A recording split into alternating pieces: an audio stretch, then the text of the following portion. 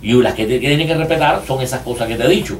Ahora, lo que no se puede permitir es el aborto como se permite hoy en día. Lo que no se puede permitir es lo que hizo, por ejemplo, cuando el presidente Obama era senador del estado de Illinois, legislador en Illinois, que se puso una ley para prohibir el aborto parcial. O sea, se presentó una ley para prohibir el aborto parcial. ¿Tú sabes lo que es el aborto parcial? El que sacan al niño. Te cogen a la criatura, cuando ya la mujer tiene 7 u 8 meses, que ya está para parir, se coge a la criatura, se coge el feto y se saca del útero por los pies, pero se le deja la cabeza adentro, porque si la cabeza sale ya nació. Entonces se le deja la cabeza adentro. Entonces se coge una cánula, se le perfora la base del cerebro y con una aspiradora, un vacuum cleaner, le sacan el cerebro. Vuelven a meter el feto ese allá adentro y entonces la naturaleza hace que el cuerpo expulse ese feto.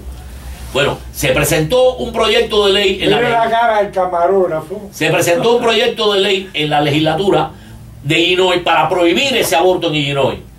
Y el presidente Obama, siendo senador, votó en contra de ese proyecto de ley. Ahí te demuestra que este señor no tiene respeto por la vida, porque un niño, los niños nacen de 7 meses, los niños nacen de 8 meses, y de 6 ya no es ni tan siquiera ya ellos pueden alegar que es un embrión, es un niño.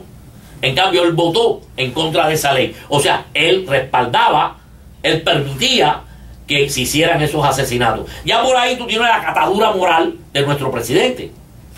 Doctor, perdone que brinque de un lado para otro. Bueno, yo tengo alma de sapo, de rana, ¿no?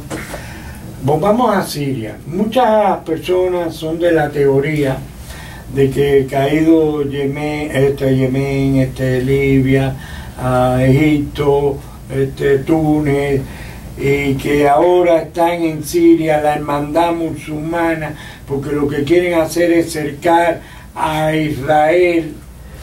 No es solo cercar a Israel, no es solo cercar a Israel. Ellos lo que quieren hacer es el fin Mira, la hermandad musulmana no es nada más que el nombre que toman los wahhabis cuando se convierten en internacionales. Los wahhabis nacen en Arabia Saudita, hacen un negocio con Saud, uno de los jeques árabes que había en Arabia Saudita, hacen un acuerdo con Saud y le dicen a Saud: nosotros te vamos a apoyar para que tú te conviertas en el rey de toda esta región, de toda la península. Y a cambio, Saud se compromete a que la religión en Arabia Saudita va a ser sunita y wahhabi.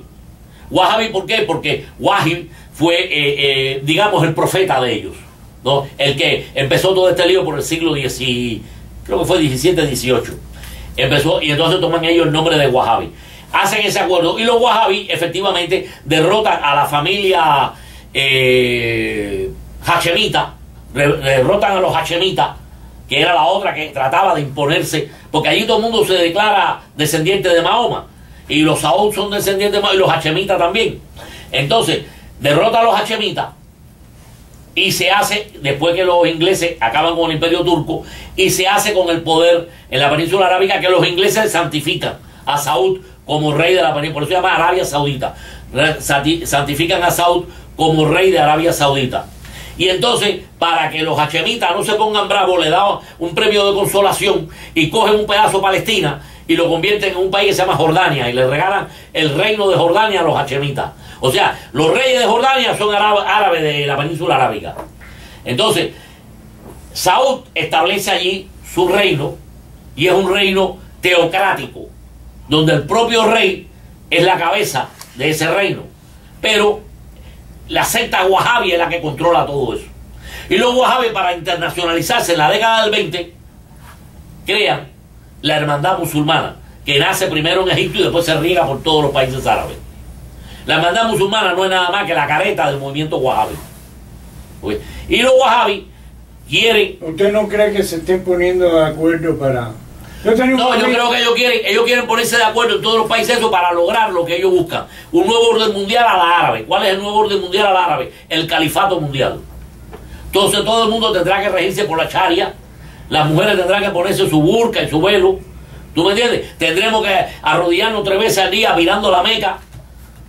No podremos comer carne de puerco. En fin, tendremos que ser musulmanes o ciudadanos de quinta, trabajando para ellos, como hicieron, por ejemplo, un ejemplo muy clásico, cuando los musulmanes invaden España. que entraron allí por una guerra civil, porque siempre sucede eso, una guerra civil entre los godos, los visigodos, pues un grupo que estaba perdiendo mandó a buscar ayuda. La ayuda fueron los musulmanes. Y los musulmanes llegaron, y como dice el viejo refrán español, dice, llegaron los musulmanes y los molieron a palos, porque Dios ayuda a los malos cuando son más que los buenos.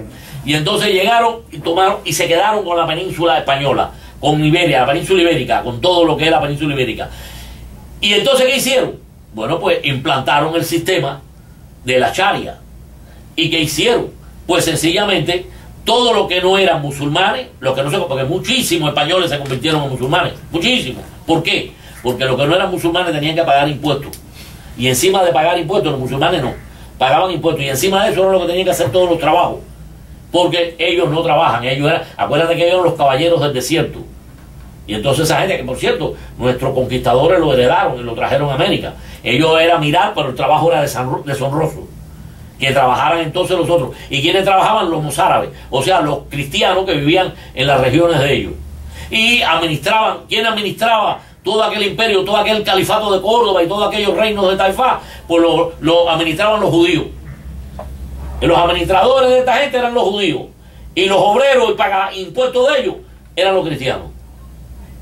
Y eso es lo que ellos quieren hacer en el califato mundial. O todo el mundo musulmán, o los que no quieran ser musulmán, los que se aferren a su religión, pues entonces sencillamente no quieren ser musulmanes.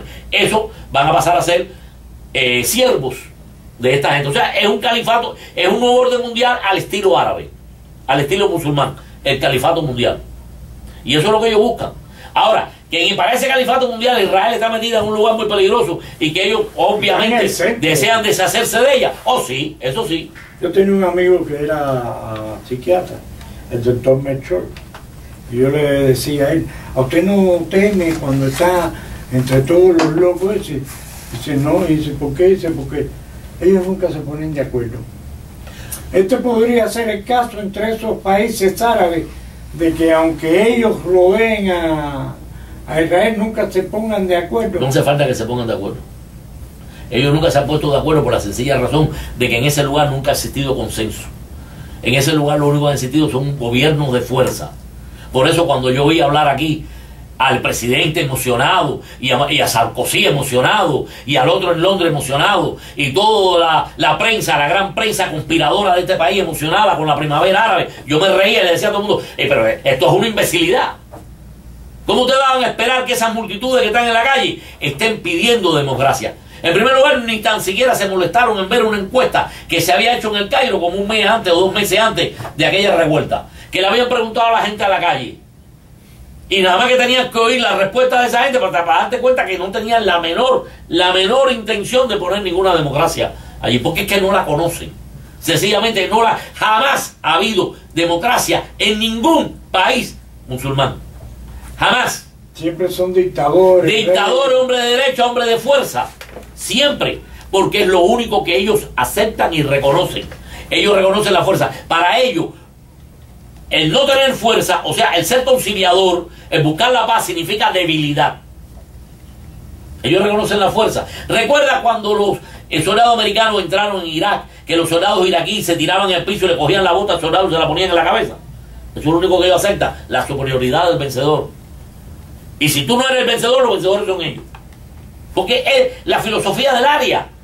Así es como funciona. Así han funcionado desde la época de Sumerio y Acaido. Siempre ha funcionado así. Siempre ha funcionado así. Entonces, no existe. Allí puede haber gente, puede haber segmentos, grupos, que esa gente que están allá adentro quieran democracia, sean demócratas en su interior, pero son grupúsculos, son grupitos separados.